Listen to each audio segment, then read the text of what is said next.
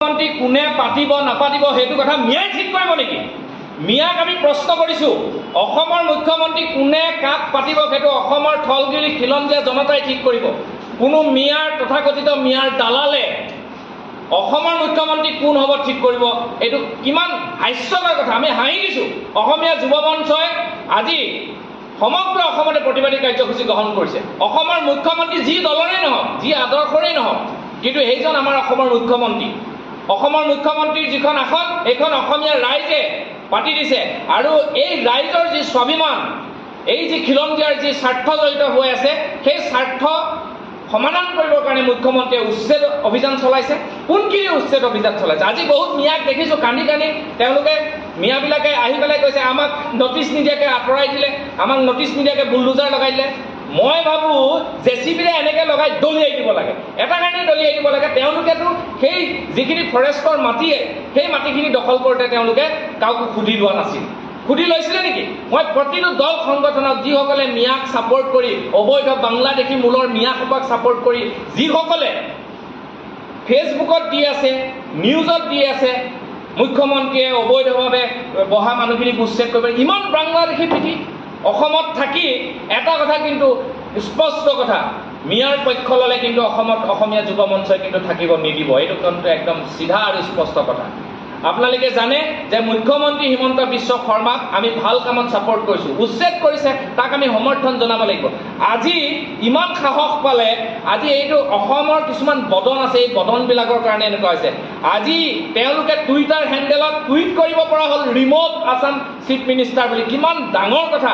অসমীয়া ৰাইজে এই মুহূৰ্তত এই কথাটো অনুভৱ কৰক যে আপোনালোকৰ বুকুত কামোৰ মাৰিছে। আজি বৰপেটা, বাঘবৰ, জনিয়া এইবিলাকত আমি সংখ্যা লঘুলৈ পৰিৱৰ্তন হ'লোঁ।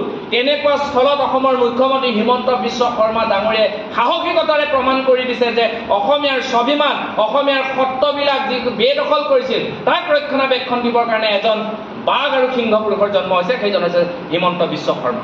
আমি এইখিনি ক্ষেত্ৰত উচ্ছেদৰ ক্ষেত্ৰত আমি যিমান ডেকা ল'ৰা লাগে, যিমান যুৱক যুৱতী লাগে, সকলো ওলাই আহিব। উচ্ছেদক আমি সমৰ্থন কৰিছোঁ। অবৈধভাৱে তেওঁলোকে বহি পেলাই আকৌ তেওঁলোকে ডাঙৰ ডাঙৰ কথা ক'বলৈ আহে। আৰু দেখিছোঁ এই জমিয়ত উলেমাই তেওঁলোকৰ অসমৰ লগত অৱদান কি আছে? অসমৰ বায়ু, পানী, মাটিৰ বিষয়ে তেওঁলোকে কি জানে? অসমৰ থলুৱা জনগোষ্ঠী, ভাষিক জনগোষ্ঠীৰ লোকসকলৰ বিষয়ে কি জানে? আৰু তেওঁলোকে এই সাম্প্ৰদায়িক ব্ৰীজটো পেলাই দিব বিচাৰিছে যে আলী আহমেদ বা অন্যান্য ইছলাম হোৱাৰ লগে লগে আমাৰ মাজত সংঘাত কৰিব দিছে। সেইটো কথা আমাৰ কোনেও কোৱা নাই। না চৰকাৰে কৈছে, না আমাৰ দল সংগঠনবিলাকে কৈছে।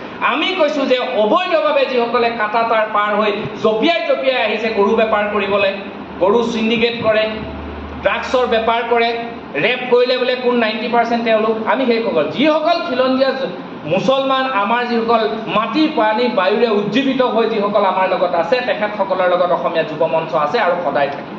আৰু যিসকলে অসম বিৰোধী এনেকুৱা ধৰণৰ মন্তব্য কয়, এই কথাটো অততি পলমে উঠাই ল'ব লাগে।